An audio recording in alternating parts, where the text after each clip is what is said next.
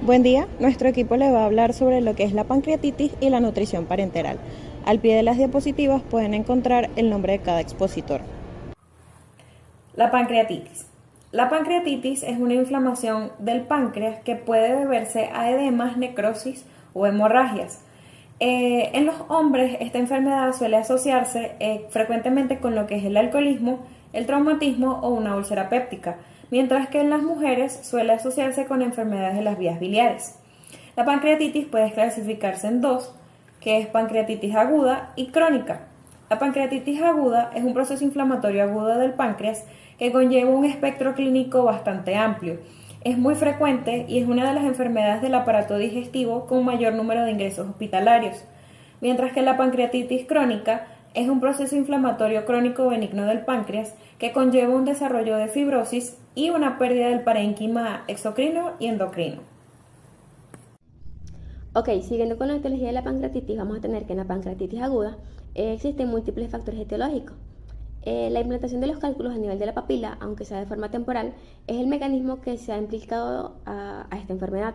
El alcohol se dice que es la segunda causa etiológica y que típicamente produce la enfermedad después de varios años de consumo, aunque también se dice que una sola ingesta es suficiente para desencadenar un episodio de pancreatitis aguda.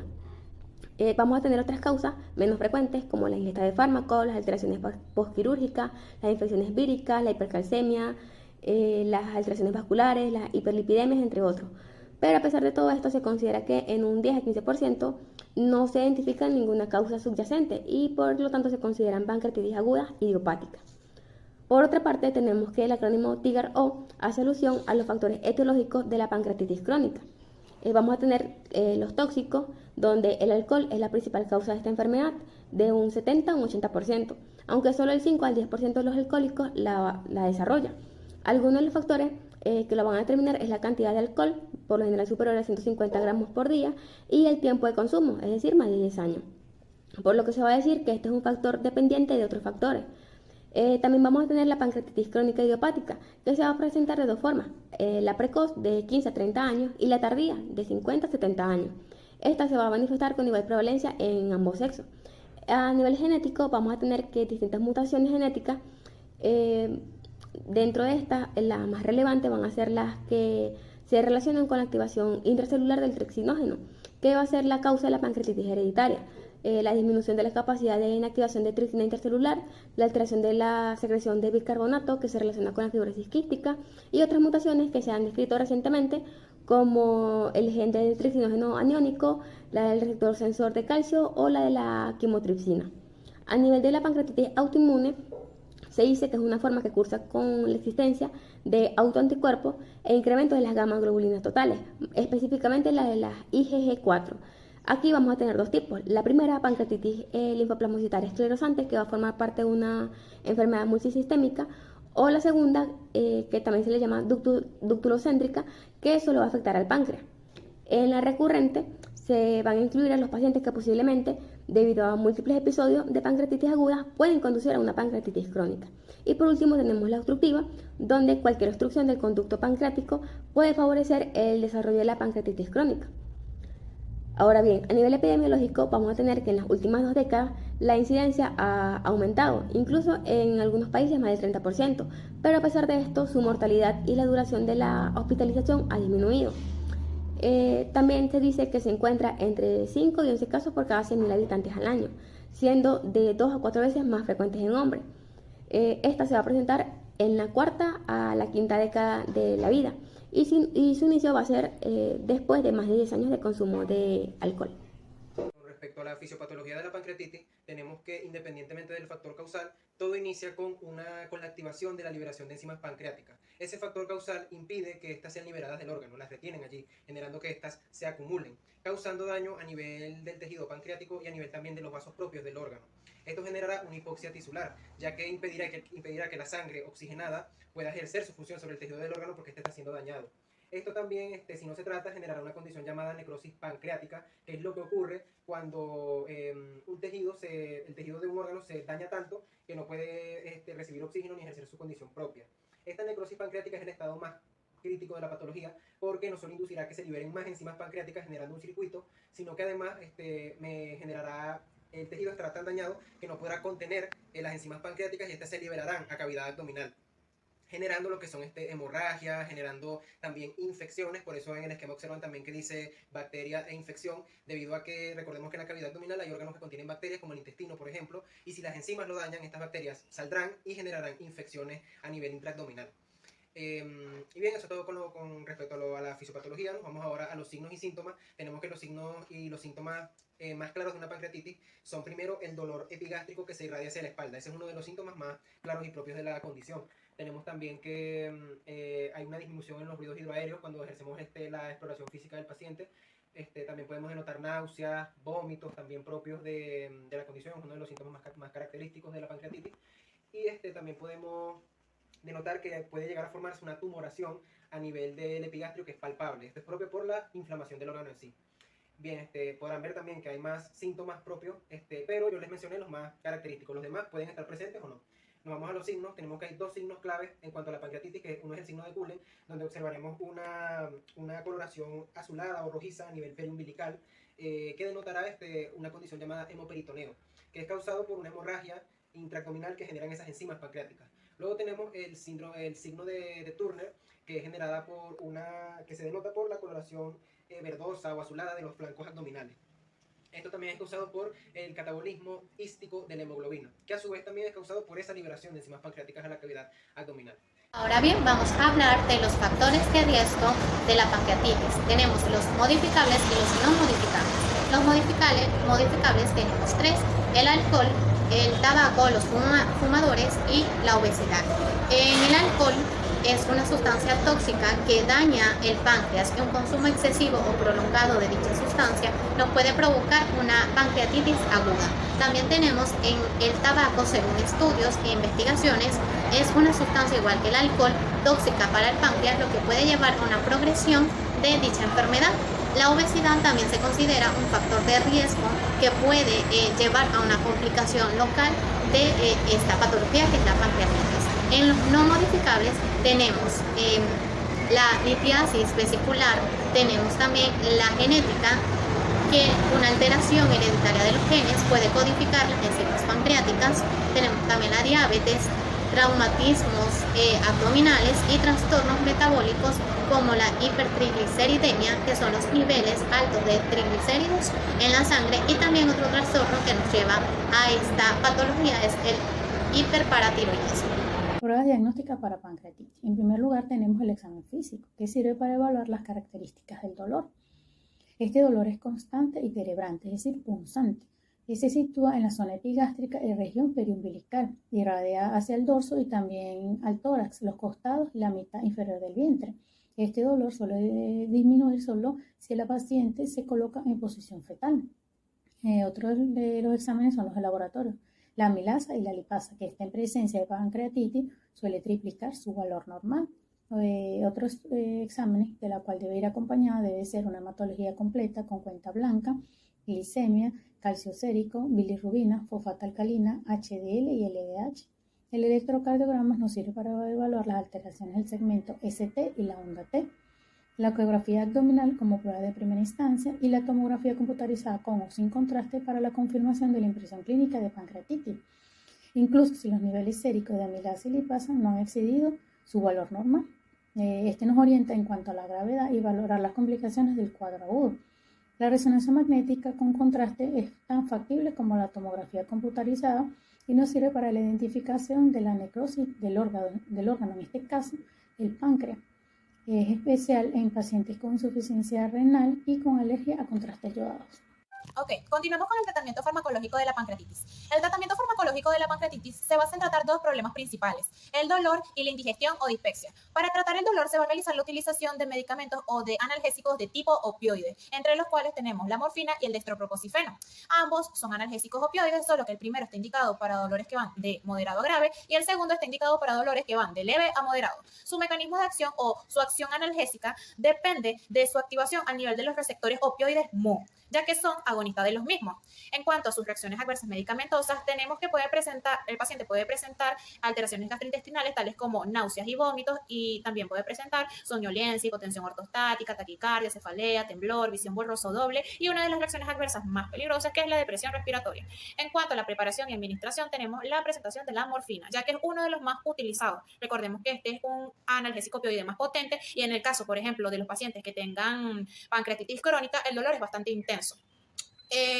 Decimos que la morfina se presenta en tabletas de 15, 30 y 60 miligramos y en ampolletas de 10 miligramos. Por vía oral se recomienda su administración de 30 a 60 miligramos cada 12 horas, por vía intramuscular de 4 a 15 miligramos cada 4 horas y por vía endovenosa de 4 a 15 miligramos diluido en 4 a 5 ml, administrado lentamente por un tiempo aproximado de 4 a 5 minutos. Eso en cuanto a la administración analgésica para el dolor. Ahora, para el segundo problema principal, que es la indigestión o dispepsia, vamos a realizar la utilización de suplementos de enzimas pancreáticas.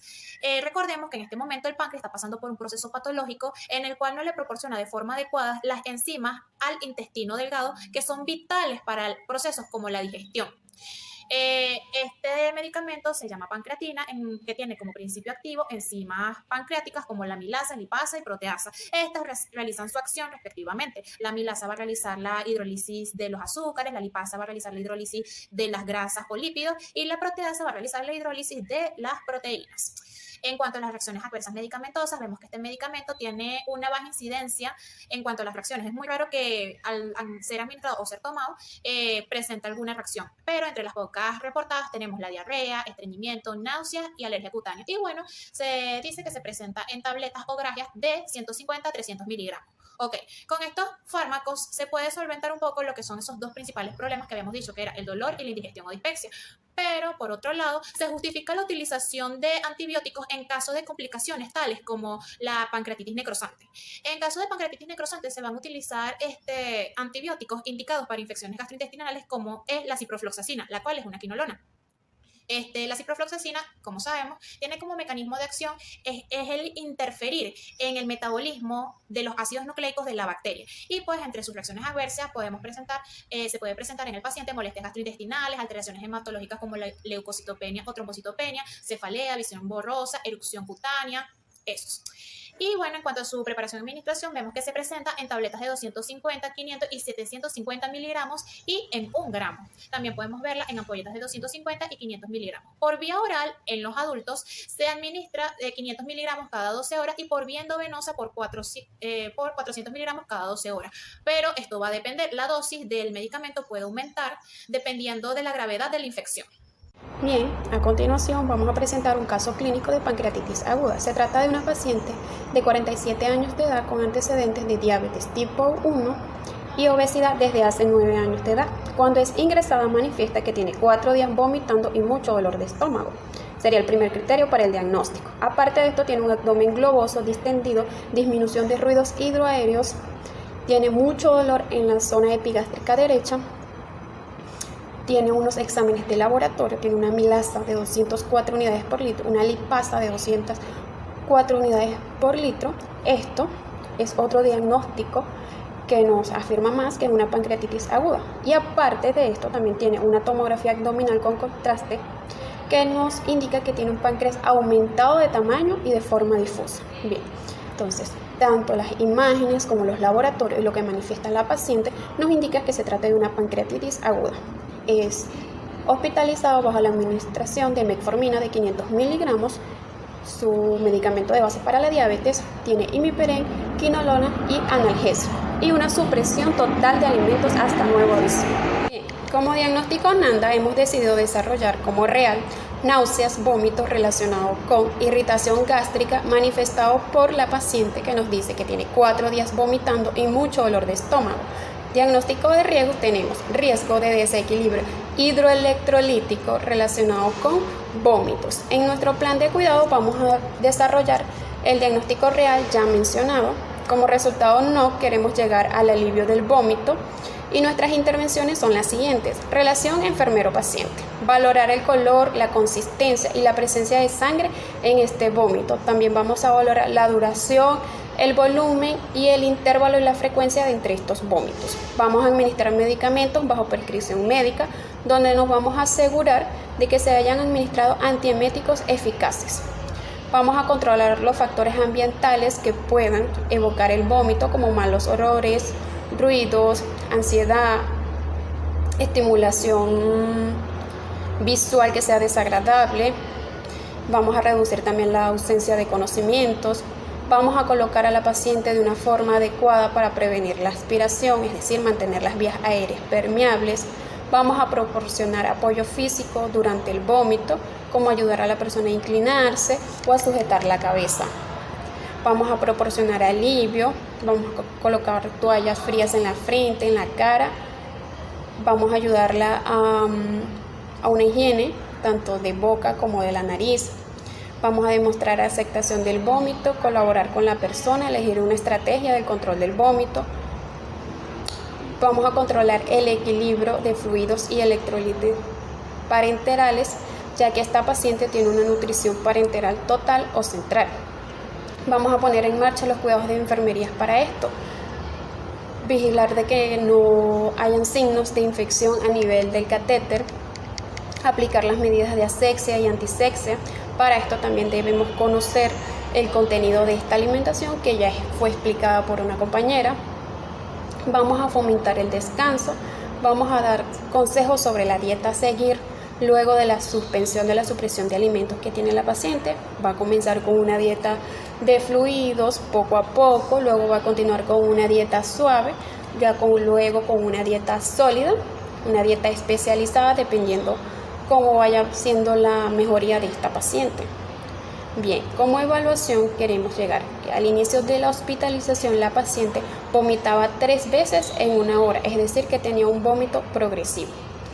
Y luego de las intervenciones de enfermería queremos llegar a que la paciente vomite 1 vez cada 2 horas, es decir, que ese vómito comienza a ser regresivo.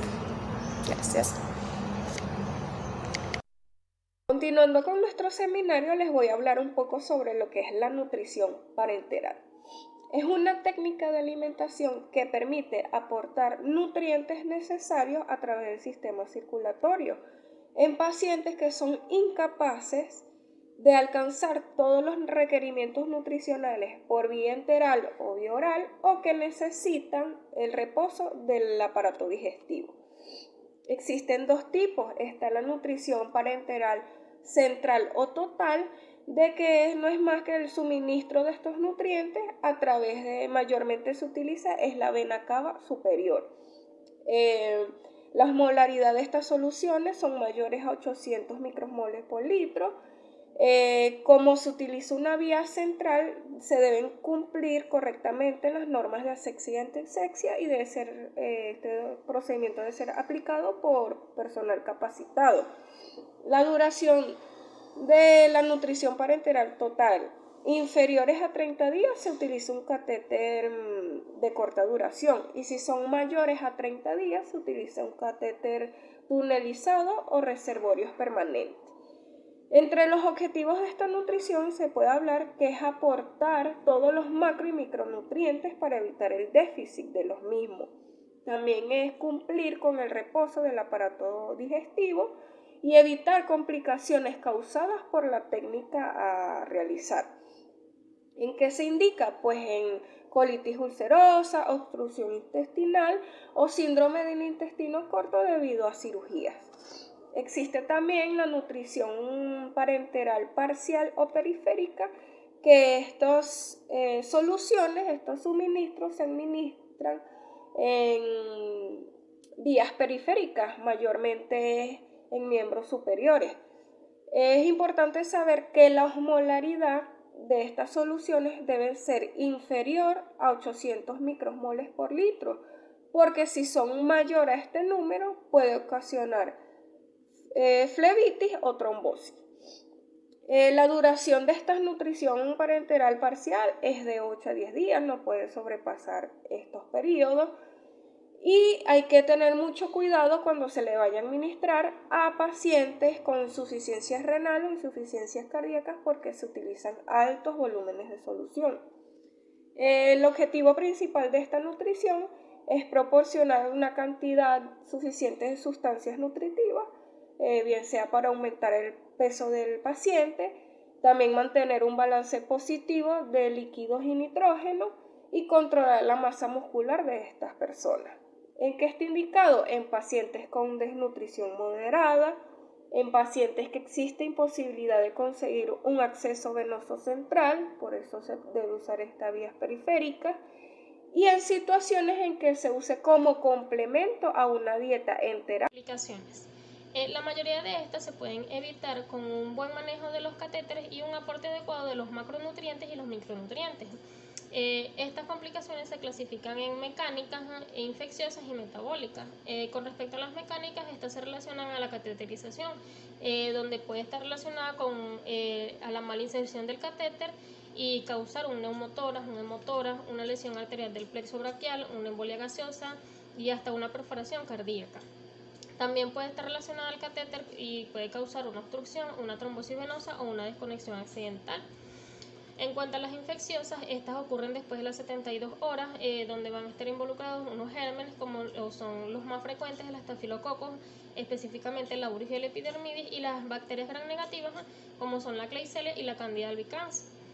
En cuanto a las complicaciones metabólicas, entre ellas vamos a encontrar varias.